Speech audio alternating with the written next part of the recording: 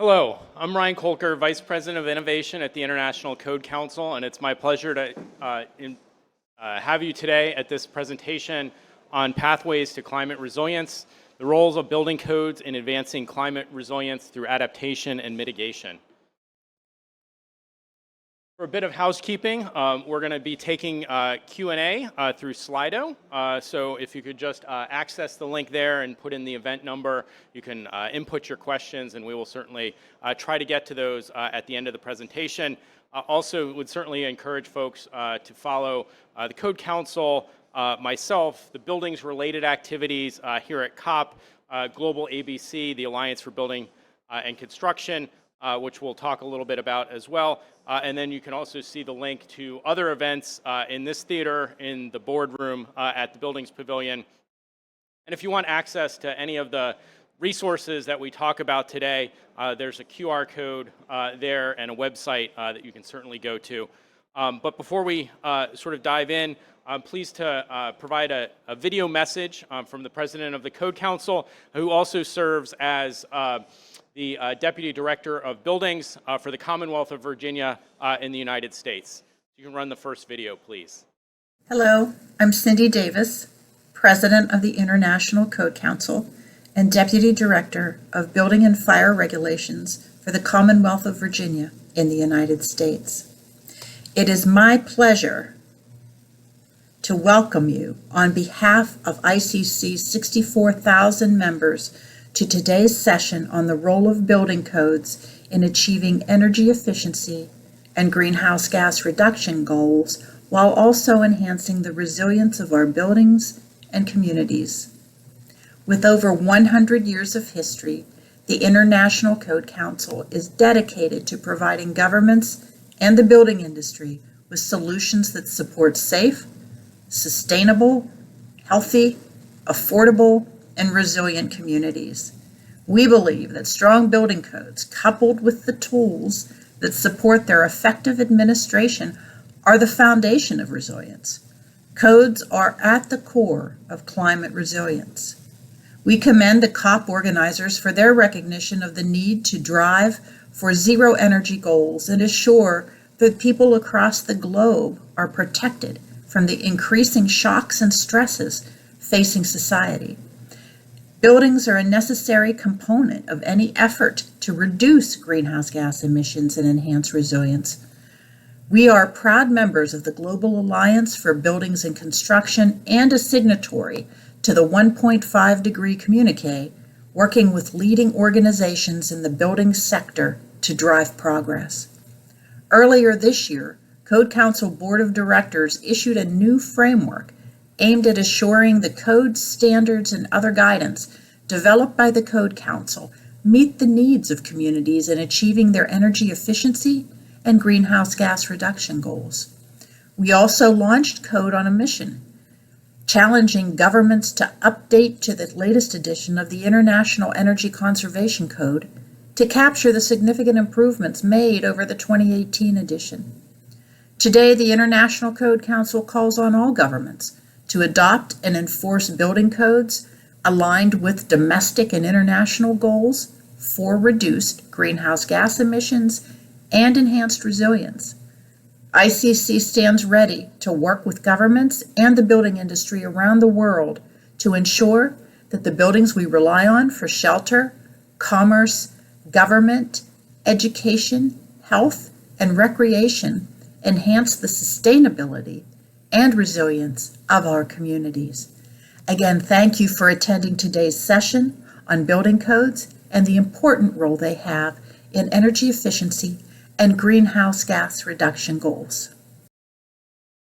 Great, thanks so much, Cindy. So really looking back at sort of the role that building codes play and maybe even taking a step back even further of, why are we here today talking about resilient strategies? Why are we talking about buildings and their important role in addressing the challenges before us? Globally, we've actually seen a significant number of disasters worldwide.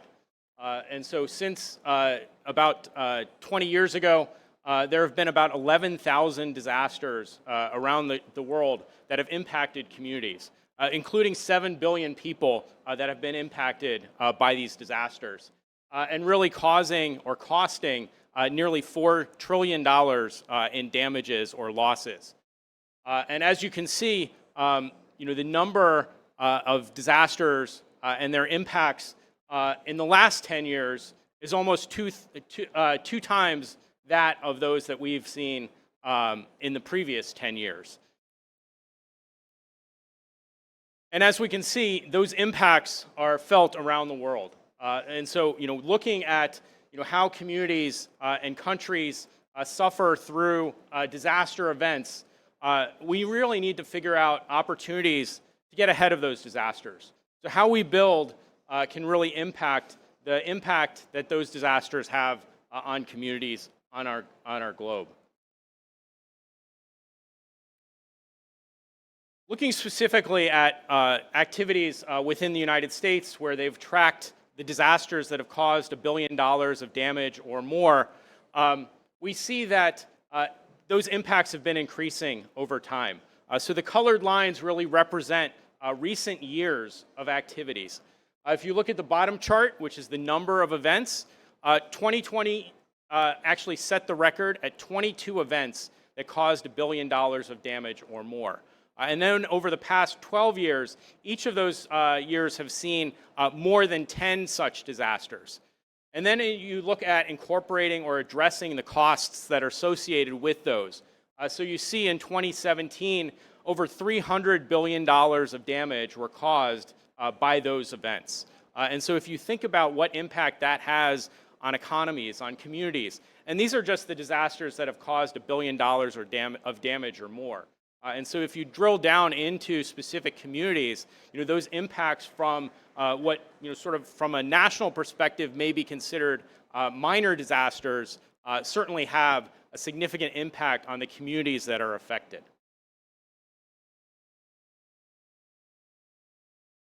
Why are we talking about buildings, particularly relative to those disaster events? So as Cindy mentioned, buildings are where we live, where we raise our children, where we go to school, where we learn, where we have our health care and take care of our poor, our old, and remain healthy, where we house our governments and the key functions that citizens rely on from government, all rely on buildings. They also power our economies through the businesses that are located within those structures. And they also sort of serve as icons of our cultures, our countries, and where we live. And so they're really central to the fabric of what it means to be, in a community, in a society. And so, sort of with that backdrop, it's really, important that we move forward on addressing buildings, moving through resilience and sustainability initiatives. So we talked about the specific disasters that we've seen. We've also talked about the role of buildings in potentially impacting or protecting communities from those disasters. I think it's pretty obvious that it's no longer sustainable to try and respond to these particular disaster events. We really need to get ahead of them, identify strategies so that when disasters strike, they don't have the impact on communities that they do have today. And so this is some work that has come out of the National Institute of Building Sciences in the US, which was established by the US Congress to look at key issues within the built environment. Some of you actually may be familiar with a study that they did back in 2005, which found that $1 invested in hazard mitigation saved $4 for society. So this is actually coming from an update and expansion to that study, which looked at a variety of different mitigation measures, from the adoption of building codes to retrofit strategies to opportunities to go above and beyond minimum code requirements.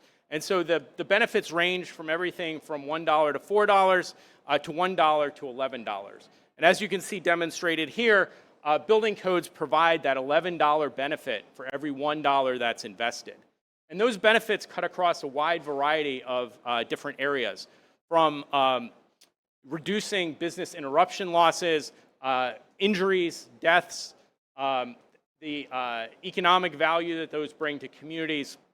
And so it really presents this rippling effect across communities for investing in things like building codes.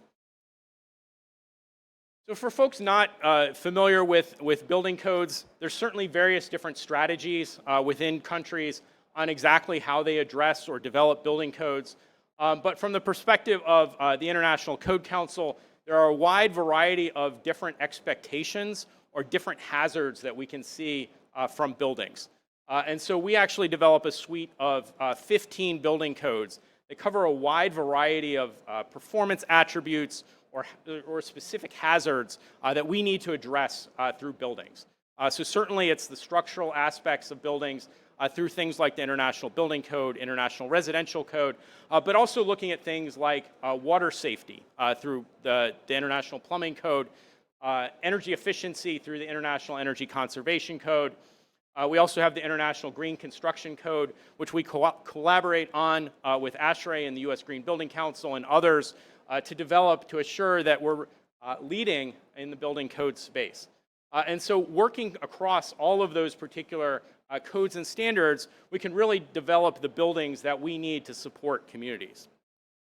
The graphic on the right is really showing the cascading effects that building codes provide to communities. So it's not just about protecting the individual building itself, but it's protecting the occupants and the businesses within that building. And those occupants and businesses drive economic activity within communities.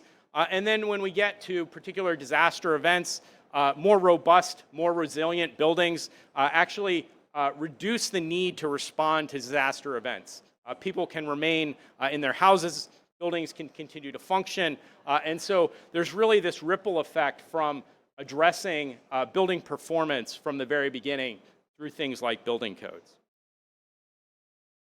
And it's not just building code organizations, it's not just designers, architects, engineers, contractors, and others that are involved in the building space that have really recognized the benefits of building codes. So you have, through the Sendai framework, the UN DRR, and the World Bank and the Global Resiliency Dialogue have really recognized the valuable contributions that building codes provide in addressing many of the challenges that we have before us. And so really being able to capture and address both climate adaptation and mitigation through building codes is really an essential policy to help us move forward. I mentioned the Global Resiliency Dialogue. So this is actually an effort we talked about earlier today, focused on addressing future-focused climate risk within codes and standards.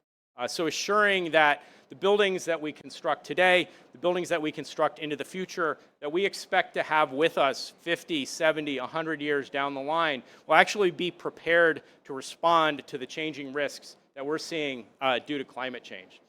And so the Global Resiliency Dialogue actually has released 2 reports.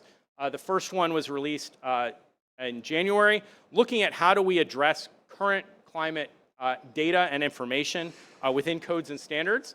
So we had contributions from Canada, Australia, New Zealand, Germany, Netherlands, Norway, and Japan on how they use climate data within their codes and standards. The second piece is really understanding what can we do to adjust how codes and standards are developed, the content of codes and standards, to really assure that we're meeting those future-focused climate risks. And so the second report, which we actually just released today, looks at some of those strategies. So what are the approaches that we can make? What are the data and research needs that we have to effectively integrate future-focused climate risk within our codes and standards?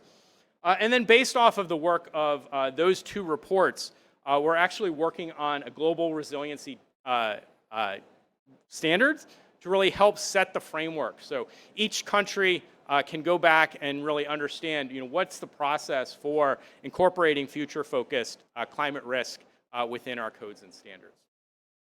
So I think that certainly, covers the resilience side of the discussion. So, why is it important that buildings are a key part of, the adaptation strategy? The next piece is, why are buildings important as part of the mitigation strategy? So this is work out of the Global Alliance for Building and Construction. which looks annually at the impacts of buildings on climate, and found that in 2020, 37% of the climate emissions globally are associated with buildings. And so, we cannot reach our NDCs, we cannot reach our greenhouse gas emission reduction strategies, we cannot meet our energy goals without addressing the building sector. And so, looking at things like building energy codes as a key strategy to be able to address those particular challenges. And we'll talk about some of that in a minute. This is work out of the World Resources Institute, which actually found that buildings present the greatest opportunity to address energy efficiency and greenhouse gas reduction strategies, particularly at the lowest cost. So, as we look to incorporate activities around reducing greenhouse gas emissions, again, we cannot achieve our goals without looking at buildings, and they represent a highly cost-effective approach to be able to get to those goals. Cindy mentioned our IECC Code on Emission. So that is really to get communities up to date on their energy codes. Again, recognizing that they cannot achieve their greenhouse gas emission goals without a focus on energy codes and on buildings. And so we've challenged about a third of the US population, but also the global community to update their building codes or adopt building codes, particularly the most recent additions, to be able to capture the savings that we need to get to where we need to be. So again, sort of emphasizing not just the importance of building codes in general, but specifically emphasizing the role of energy codes in addressing the mitigation side of the equation. So again, the Global Alliance for Buildings and Construction, International Energy Agency have recognized the important role that energy codes play as a strategy in addressing greenhouse gas emissions. Looking specifically at the benefits that the International Energy Conservation Code provide, this is from analysis from the US Department of Energy. Since 2006, updates to the Energy Code have provided a 40% improvement in energy savings. If we just look at the jump from the 2018 International Energy Conservation Code to the 2021 edition, we saw a 9.4% improvement in energy savings, about an 8.7% improvement in greenhouse gas reductions. And so, continuing to move forward on reducing the impacts of buildings through things like energy codes, again, provide a huge opportunity. The graph on the left is actually the cumulative carbon savings associated with the energy code. And so since 2009, we've actually projected to save over 700 million metric tons of carbon because of the implementation of energy codes, because of the progressive improvements in codes. Codes as well create a huge opportunity for jobs. So just looking at the differential between the 2018 International Energy Conservation Code and the 2021 code, the Department of Energy found that over 22,000 jobs would be created, and over time that would balloon to 632,000 jobs, which in the US is certainly a significant number, but also thinking about sort of how that scales globally, huge opportunities through the implementation of building codes to create economic drivers while also saving energy. In addition to the US opportunities for advancing building codes, we've actually been working with others to advance the application of building codes, including in the Caribbean. So we're going to actually play a video from Dr. Emmanuel, who's the vice chair of the Development Committee for the CARICOM Regional Energy Efficiency Building Code, who's also the director of standards for St. Lucia. And he's actually being interviewed by Latoya Burnham, who's CrossQ's technical officer. so we can hear from them about the importance of building codes and energy codes and So thank you for sitting with us, Vern, for this short interview about the CARICOM Regional Energy Efficiency Building Code. Now, I'm going to begin by asking, what are the factors that would have led the CARICOM Regional Organization for Standards and Quality and its network to develop this Regional Energy Efficiency Code? Okay. The Regional Energy Efficiency Building Code development was mandated by CARICOM at its 41st special meeting of the Council of Trade and Economic Development, COTED, in 2013. CROSQ was tasked with addressing energy efficiency in new and existing buildings. Under this initiative, coordinated by the CARICOM Secretariat, CARICOM-wide minimum energy efficiency performance standards for various categories of buildings and a regional energy efficiency building code for non-residential buildings was mandated to be developed through CROSQ and the national standards bodies in order to also ensure energy efficiency in the region. This initiative was aided by our developmental partners being CDB and GIZ. And the initiative formed part of the emerging regional energy efficiency strategy, which aims to address energy efficiency in the region, knowing that the majority of our energy needs are fossil fuel based. And in order to meet the sustainable development goals, we would need to increase our energy efficiency in the region, as our dependence on fossil fuel will become a significant limiting factor for our economic development. So explain a bit about the decision to start with a model code and what would have determined which model was used for this region. We've had experience with the development of building codes in the region, and it started off with the qubit and other codes, but throughout the region we have the specific issue of not having legislated codes. We have seen the experience in Jamaica where they initiated in 2006 with using the ICC as a model code and then developing locally determined parameters called a CAD, a CARICOM adaptation document. We, using the normal standards development process, determined going through all the existing codes and a review of codes from around the world, determined that the ICC code would have been a very good model for us. The advantages of that code is that it is commonly accepted by the majority of our source markets with our trading partners, and it is also easily adaptable in the context of the flow of the code, the structure of the code, and it is responsive to the climate needs of the region.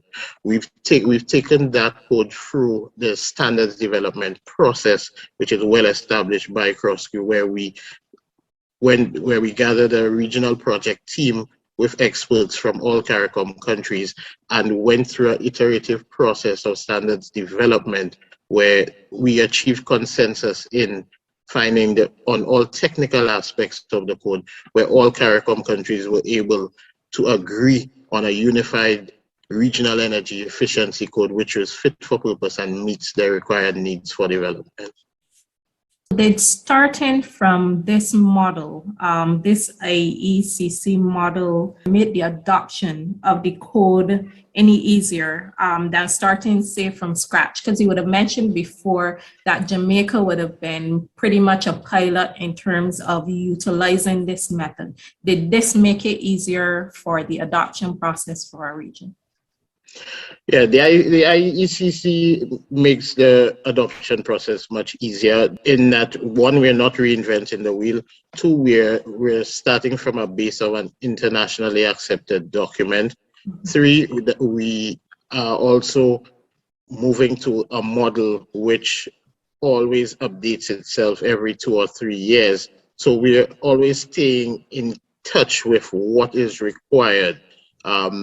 With the adoption of the IECC and the Regional Energy Efficiency Code, it addresses new building energy consumption, which accounts for a third of the world's total energy use and associated greenhouse gas emissions. The majority of our consumption in the region in terms of energy is directly related to electricity. And even half of our electricity consumption is now related to air conditioning and buildings, which speak to the use of our tourism industry, which is a major economic sector in the region. Right. So the code also addresses major building renovations in the documents. The REC addresses all the aspects of energy use in buildings, which comprise but are not limited to the thermal performance requirements for walls, roofs, and windows, daylighting, lamps and luminaire performance, energy performance of chillers and air distribution systems, electrical wiring systems, solar water heating, appliances, renewable energy, the zoning of buildings, the climate classification, and the building energy management systems. These are critical to us ensuring that as a region and in each individual territory, that the maximum context in terms of energy efficiency is disseminated and used in an efficient manner. So let's talk a little bit about the implementation of it now. Are CARICOM member states actually implementing the CARICOM Regional Energy Efficiency Building Code? And how does this help with things like reducing greenhouse gases? And how does it fit into the pledges that our governments would have made in relation to the Paris Climate Agreement at COP26? Well, CARICOM member states are indeed everyone has adopted the code. It has been approved in all member territories. The mode of implementation is different in each territory in the context of whether it remains as a standard in one territory or it is a technical regulation. And that is the beautiful part of the code, that it has its administrative requirements able to be flexible to the needs of the particular territory. As we, for instance, in St. Lucia, we have adopted the code as a voluntary document, which works in conjunction with our Physical Planning Act and the OECS Building Code. So it is a document which is being used by engineers and architects and planners in the modeling and in the new design of local buildings. In other territories, we note that there is significant uptake of the code. There's significant interest by persons who are in engineering and construction. We've seen that the embracing of the code by other persons who wish to implement green building standards.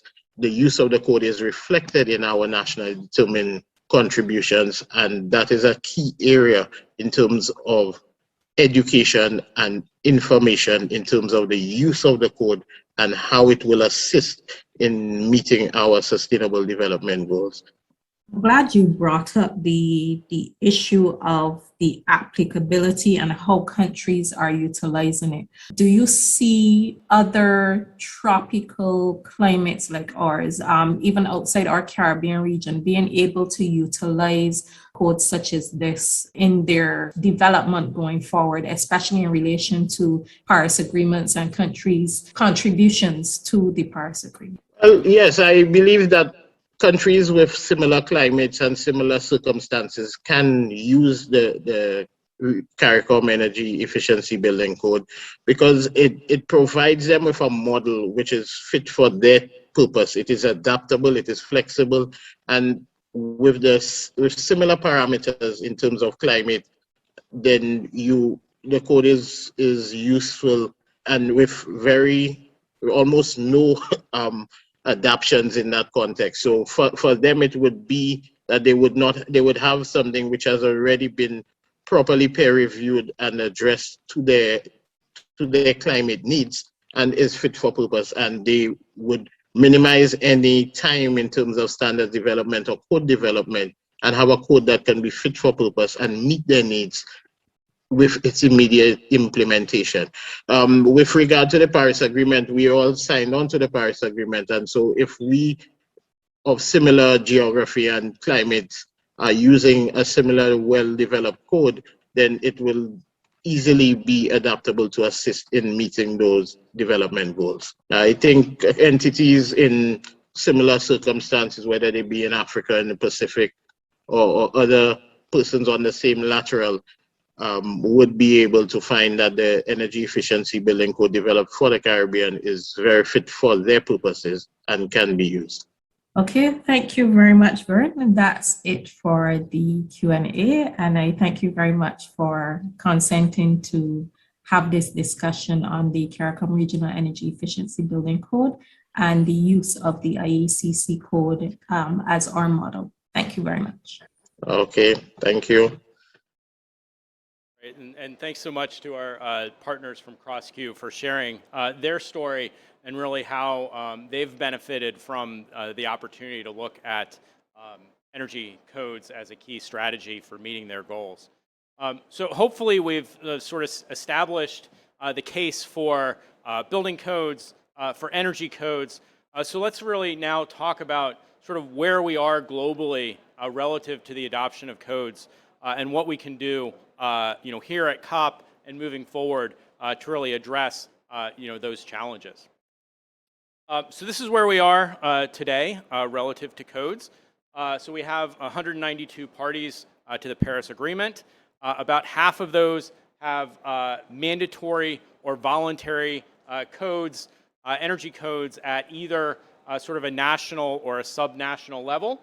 And then again, about half of those have mandatory energy codes across their countries, which are required for both residential and non-residential buildings. And so, as you can see, we have a significant opportunity to address building energy use through the adoption of energy codes. Looking at the population growth through 2030 and what the expectation is relative to how building energy efficiency policies and codes will be addressed, 65% of the expected growth will occur in countries that have mentioned building energy efficiency or energy codes as part of their NDCs. So that is certainly heartening. The question then that comes from that is, are the building energy codes going to move quickly enough to assure that those countries are meeting their NDCs? And then sort of the follow-on question is, how do we assure that that other 35% actually looks at building-related regulatory strategies in the energy space to assure that they continue to address their building stock to meet energy commitments? Diving a little further into some of the NDCs, buildings was actually the second sort of most identified area within NDCs behind renewable energy deployment. So that's certainly a great opportunity, a great recognition of the importance of buildings within any strategy. Unfortunately, only about 20% of those actually mention energy codes as one of those key strategies. And so there are certainly opportunities to engage folks globally to look at incorporation of energy codes and buildings in particular as part of their strategies to reduce greenhouse gas emissions. This is a slightly different chart from the last one I showed. This is specifically looking at the implementation of codes relative to population growth. So in this case, 82% of the population to be added by 2030 would not be in countries that have mandatory building codes for residential and non-residential structures. And so sort of thinking about how the populations in these areas will grow, certainly buildings will be a key component of that population growth and really allow that population growth to happen, the economies in those areas to develop. And again, if you don't have building energy codes sort of underpinning that ongoing development, you're losing opportunities to address greenhouse gas emission reductions. One of the key things that we've actually found when looking at things like energy codes is it's actually not just about the energy savings, it's not about the cost savings, it's not about the greenhouse gas emission reductions, but energy codes also provide valuable benefits to the resilience of communities. So again, sort of going back to that chart of, or that graphic of sort of the cascading effects of codes in general, energy codes actually provide a huge opportunity to enhance resilience within communities. So thinking about opportunities to enhance the building enclosures, windows, and many other products within buildings actually can make buildings more comfortable in extreme heat events, in extreme cold events. If the grid goes down and people need to shelter in place, they can remain comfortable longer, do not need to go to cooling centers or other shelters. We can also talk about the impacts that energy efficiency has on the resilience of energy grids. So if you're not drawing large amounts of energy because you've made those investments in energy efficiency up front, the grid can certainly be more reliable. And then when you do have these extreme heat events, the likelihood that the grid would remain operable, during those times and be able to serve the needs of the community is certainly a benefit as well. And then looking at the social impacts of things like energy codes. Across the country, folks are struggling with energy burdens where they spend a significant amount of their monthly incomes on utility bills. And so, that creates, hard choices within households.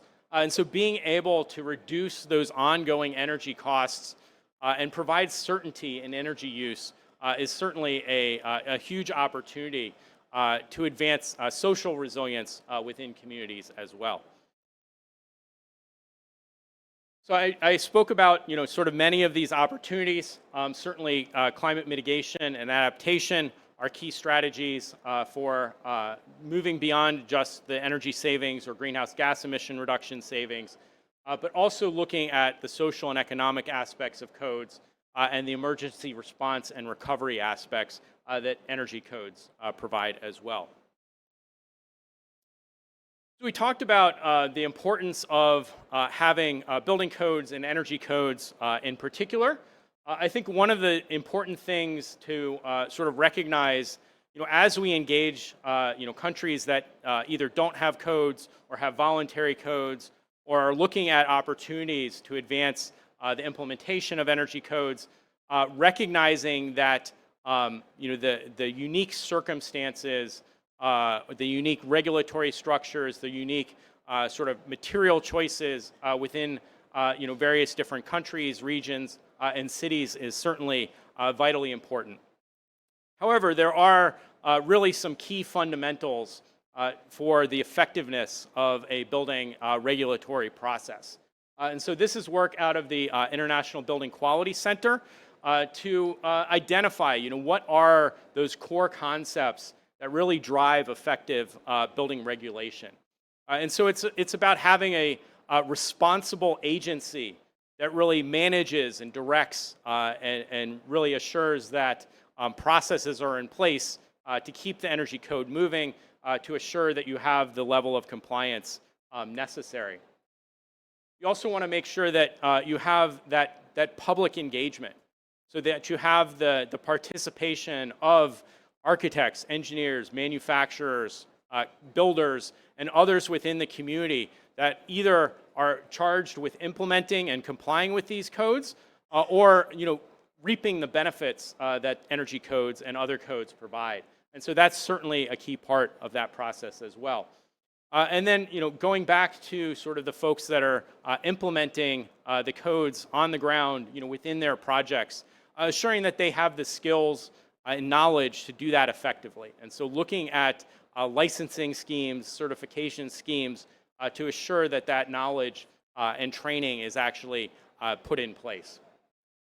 Then looking at some of the products that are actually used in buildings and assuring that they're meeting the requirements that are set up within that code. And so there's a whole infrastructure and framework that comes along with that around testing laboratories and certification approvals to really assure that the products are meeting the needs and really addressing the specific requirements within the codes. And then looking at what happens on the ground. And so certainly at a national level, adopting codes is important, but if they're not implemented and effectively deployed at the local level, their sort of applicability or their effectiveness is not completely recognized. One other area that we've specifically been working on, relative to building codes, but also, improving the building delivery system at large. And so, the Code Council and others have really recognized the opportunity that offsite construction provides from a variety of different areas. Certainly, opportunities to improve building quality. Being constructed in a factory, you have less exposure, to the elements during the construction process. Opportunities for addressing workforce challenges that I know, many countries are dealing with, particularly within the building industry, of attracting, new folks into the industry. And so, the use of offsite construction, again, in a factory setting, certainly provides opportunities for new entrants into the field. On the sustainability side, again, if you have a sort of factory construction process, you can be better about how you use materials and manage those materials throughout the process. Also, you have sort of less spoilage or damage to materials because they're not left out in the rain or the snow or other elements of the environment. They also provide a speed to market, so ability to get buildings up quicker, particularly in areas where affordable housing is a particular challenge. And so that's really an area that we recognize.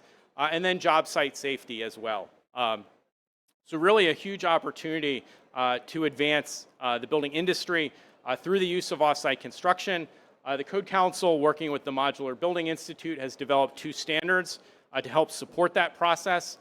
Really how the design community, the manufacturing community should effectively work with offsite construction.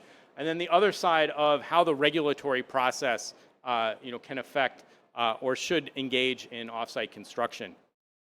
We're also in the process of developing a 3rd standard in this space, looking specifically at energy efficiency and water conservation opportunities within the offsite construction space. And so that's another area where huge opportunities to address many of the challenges that we've talked about. And then also sort of thinking about disaster recovery. Offsite construction could offer sort of rapid recovery because of that speed to market and being able to serve the needs of communities with shelter solutions and other strategies. So with that, certainly appreciate the opportunity. As Cindy mentioned early on, the Code Council is challenging governments to update or adopt building codes in line with their greenhouse gas reduction strategies and really to meet the international goals that are established here at COP through the NDCs and would certainly appreciate the opportunity to work with folks that are interested in moving forward on these types of initiatives. So with that, I'm going to put this back up. Certainly encourage your questions. We can take some in the room or we may have some on Slido. And if you're interested in accessing any of the resources, the QR code is there. Hi, thank you for that. I think, I work with JLL, and we certainly recognize that you can't get to net zero without buildings, and we need building codes, improved building codes to help us get there. Question I have is around health. So ASHRAE standards are kind of minimal standards, but the focus for them has been energy, improvements. But it has been also at a cost of indoor air quality and health of building occupants.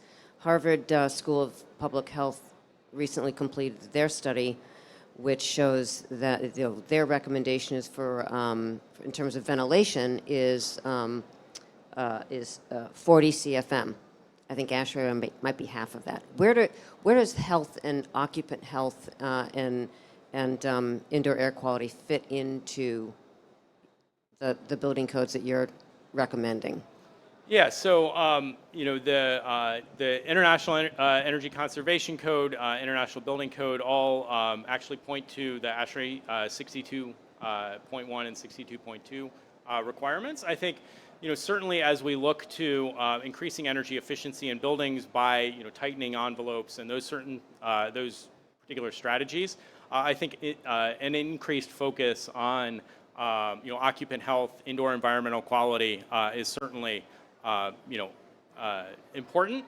I think particularly, now that we're, looking to address, pandemics and sort of the impacts of, ventilation on, those particular challenges, I think that will become even more important.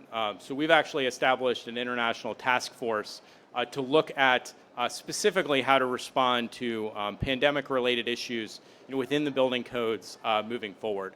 And then I know there are other initiatives within the industry to look at particular opportunities to focus on health and wellness within buildings as well. I think one of the sort of beauties of the international codes is that we look across a wide variety of different sort of hazards, needs, and performance requirements for buildings. And so, instead of just a focus on health, looking at structural safety, energy efficiency, and sort of considering what are we actually expecting from buildings across all of those different performance attributes.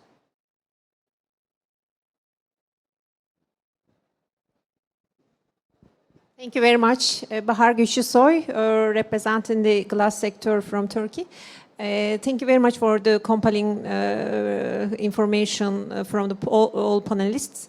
Well, my question is that how do you see the role of glass in terms of combating climate change through the building codes? Because you see that glass, however, is a kind of platform substrate, but in the meantime has a quite critical role in terms of regulating energy, both through cooling and heating needs, as well as the daily light. Plus, the PV integrated facades are, quite promising. We do also have challenges in terms of, scope 1 emissions, but do you see any critical role in this picture? Thank you. Yeah, I think there's certainly a few roles. I mean, as we talk about sort of the broader expectations of buildings, having exposure to nature is certainly a key part of that. Opportunities for delivery of renewable energy is certainly key as well. I think there's certainly opportunities to design buildings effectively. Using a wide variety of different products. We have an international or an ICC performance code, but we also have performance requirements within our energy conservation code, and really being able to sort of set out, what is the ultimate expectation from that building, and providing sort of context for designers to be able to meet that, but then also figuring out sort of what is the best strategy for your particular building. And so, there are certainly opportunities to use a wide variety of different materials to meet those goals, sort of depending on the designer, the owner, and the community itself. Hello. In terms of resiliency, my understanding is that typically standards are to do with life safety rather than property safety. I was wondering if you could say a few words around the benefits of raising the standards to be property safety, not just life safety. Yeah, absolutely, and that is something that we've been looking at. I mentioned the Global Resiliency Dialogue with our partners from Canada, Australia, and New Zealand, looking at just those particular questions, and how do we evolve, building codes to move forward to address sort of the long-term social and economic resilience of communities, and not just the life safety aspects. I mentioned on the energy code side, the importance of social resilience. There are efforts around a concept called functional recovery. So the idea of identifying, what do those buildings do for the community, and how do we assure that they remain there after, a hazard event, to make sure that, people have the housing they need, have the businesses that they need to go to, instead of, abandoning buildings and moving somewhere else. I think there's also an important, sustainability effort around that as well. If we can improve the long-term life of buildings, we don't need to rebuild them. We don't need to put those materials in landfills. And so, we have sort of that community aspect, but we also have sort of that long-term sustainability aspect as well. So there definitely is work being done in that area. I don't see any other from the room, but I do have some on Slido for you, Ryan. How can SDOs, like the International Code Council, foster more international partnerships to enhance climate resilience around the globe, like the Cross-Q example? Yeah, so I mentioned the Global Resiliency Dialogue with codes and standards developers from Canada, Australia, and New Zealand. Certainly the collaboration with Cross-Q on the implementation of an energy code in the region. There are also several groups that sort of get together on a regular basis, around buildings internationally. And so, there are conversations there. I think there's also opportunities through ISO and their activities, relative to buildings and other, standardization efforts. So the Code Council actually is the U.S. representative to ISO TC59, which covers buildings and civil engineering works. And so certainly looking for opportunities to collaborate with others in that space to really help advance climate resilience. The Code Council also works internationally, with governments in South America, Southeast Asia, Middle East, and so certainly looking forward to the opportunities to collaborate more with folks to really help assure that we're meeting the needs of communities across the globe. Another chance for anyone in the room? I have more on Slido. Okay, what do you see as the current barriers to adopting and implementing modern building codes as a means to achieve the mitigation and adaptation goals that you mentioned? Yeah, so I think there are a few. I think some of the challenges that countries and communities face, relative to implementation of sort of any regulatory infrastructure. There's a sort of incumbent group of folks that would very much like sort of the status quo to continue. And so, and many of those parties are, very politically connected. And so being able to, overcome that is certainly a challenge. I also mentioned sort of the importance of, not just adopting the code. Adopting the code is great, and it sends a signal to communities about sort of, what the direction is. But without a supporting infrastructure behind it, you're not going to achieve the goals that you've really set out to achieve. And so having an enforcement infrastructure, having the testing and materials labs and verification processes in place to actually make sure that happens is really essential. And then sort of once they're adopted and that enforcement scheme is in place, education and training of practitioners on the ground to really understand what's contained within those codes, and assuring that tradespeople sort of know how to comply as well. I think that's certainly another valuable area to help address some of the implementation and adoption challenges. Ryan, if I may, not so much a question, but more an endorsement of what you've just said. So I'm from London in the UK. I was involved such that I went to the Grenfell Tower disaster the day after it happened. And the existential crisis in the UK regarding enforcement of building regulations, that's now over 3 years ago, is still rippling through. So it's absolutely vital, all the things you've said on that enforcement. To pick up that enforcement thought with the bit on offsite modular. Confidentially, I heard only 2 weeks ago in a meeting of 35 engineers of a project, a 17-story offsite building, which has been condemned because of the assumption that, quite rightly, some of the things you said are quite right. You would expect in a factory-controlled environment for offsite to be delivering that factory control. It wasn't factory-controlled offsite. It wasn't constructed on-site with the enforcement and the regulations required to ensure that it was built properly. So we need to be wary of the promises of new construction methods to deliver what we require, and not be complacent that they will deliver what they all say they will deliver without the enforcement that you quite rightly are talking about. Yeah, and that's exactly why we've developed Standard 1205, is to assure that we have a regulatory process in place that, number one, is able to capture the efficiencies and the expectations that we would want from offsite construction, but at the same time assuring that it meets the safety, efficiency, and requirements that we would expect from buildings. In the U.S., offsite construction is required to comply with every element of our code. The challenge we had was that the codes are not written from an offsite construction perspective, and so the standards really bridge that gap of assuring that we do have the policies, procedures, inspections, and processes in place to assure we don't have some of those challenges that you identified. I think we have time for one more. Sure. What is the role of climate data in enhancing the effectiveness of building performance to future climatic disasters? Yeah, so as sort of most standards, most building codes, look to past events to really understand sort of what are the risks that buildings are going to face.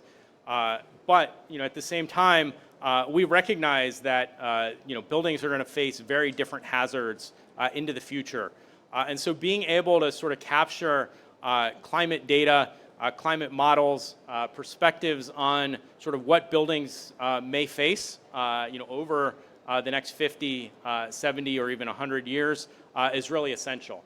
And so that's part of the work that we're doing through the Global Resiliency Dialogue, is really identifying what are those potential approaches to be able to incorporate future-focused climate risk in codes and standards. What's the research needed? Where is the data coming from? Sort of how should that data be packaged, be presented to really effectively be used by architects, engineers, building owners.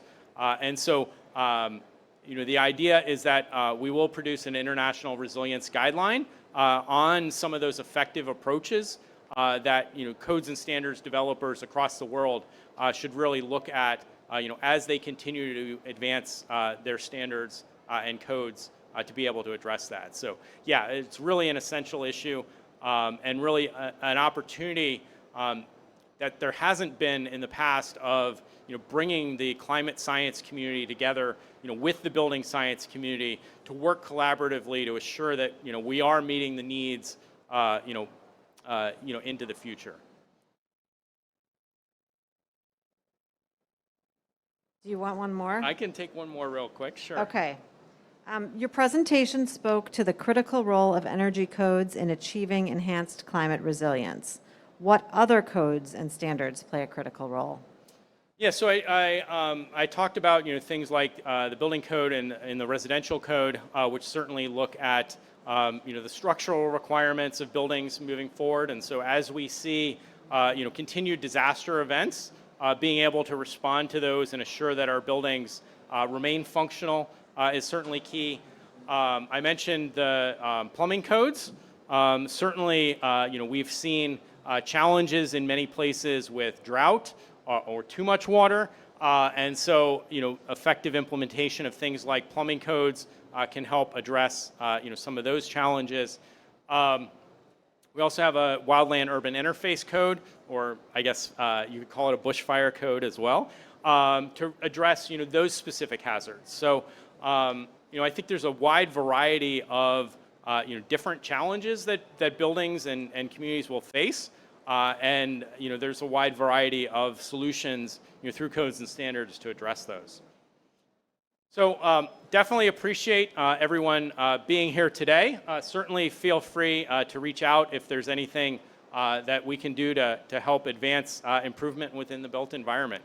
So enjoy the rest of your time. Thank you.